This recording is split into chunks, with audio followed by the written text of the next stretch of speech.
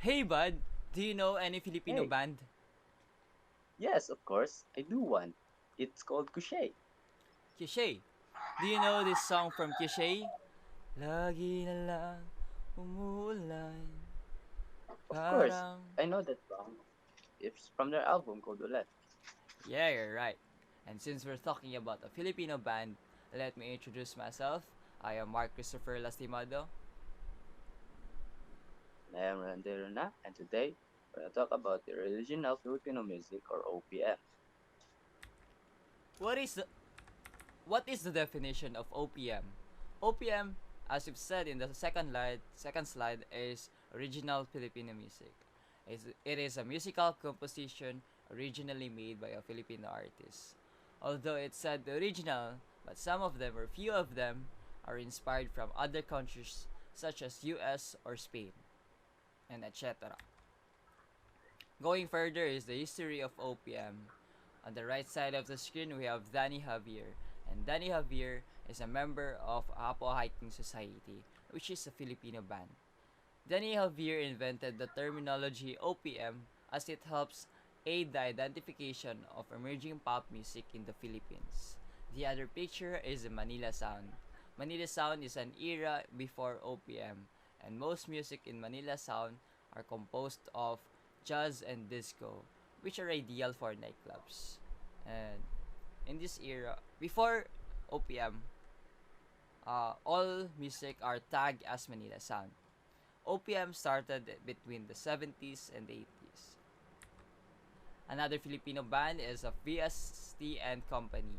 They are a Filipino disco band in the late 1970s, and they are a pioneer of original Filipino music or OPM.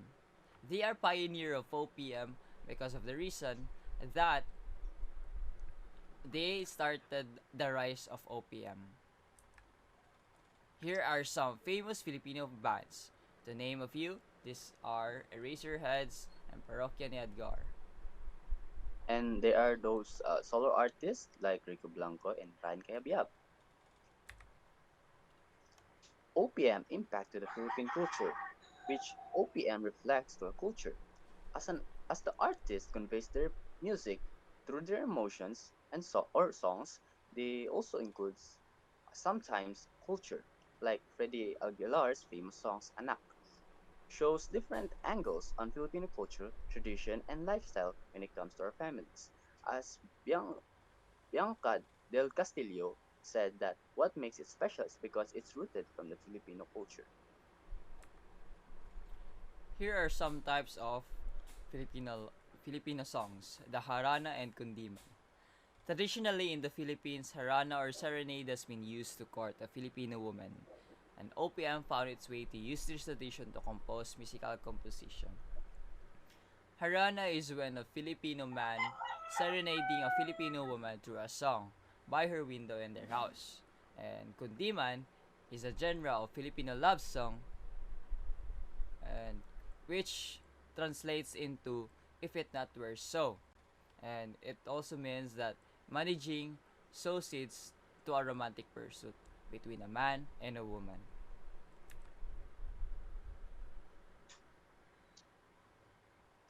So how does OPM relates to politics and society? We have various composers like Bamboo, which composed the song Tatsulok. And the music or the song he made means that it emphasizes the roots of the armed conflict in the country, where it is caused by poverty, refers to a hierarchy known as the pyramid, where those people on top has the power, while those people under those people are the individuals like ourselves. OPM is special to every Filipino heart. So, Bud, let me ask you a Yeah. question. Do you feel nostalgic as we sung or play those songs? Yeah, I feel nostalgic when I sang the song Ulan. Yes, that's right.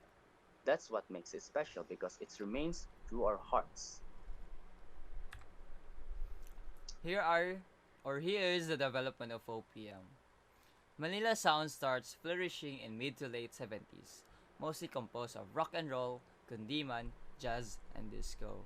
Like I've said before, most music in before OPM are jazz and disco, which are ideal for nightclubs. While OPM today is composed of love or hugot, which means most composers today compose songs about the sweetness of romance or its heartaches.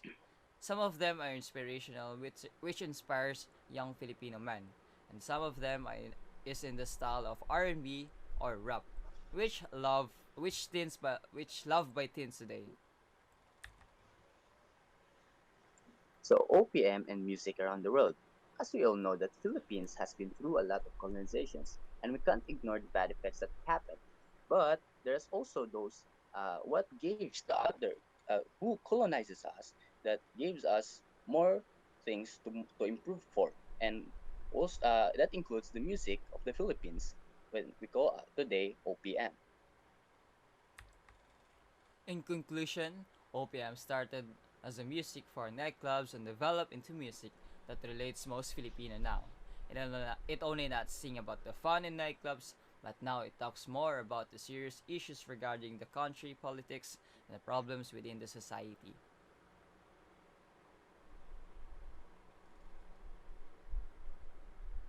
But Filipino artists conveys their emotions through the form of music. OPM emerges from relating to mostly old folks and harana, but now every Filipino from teenagers to government leaders are targeted audience. that will be all. Thank you for listening and watching. This is OPM. Thank you. Thank you.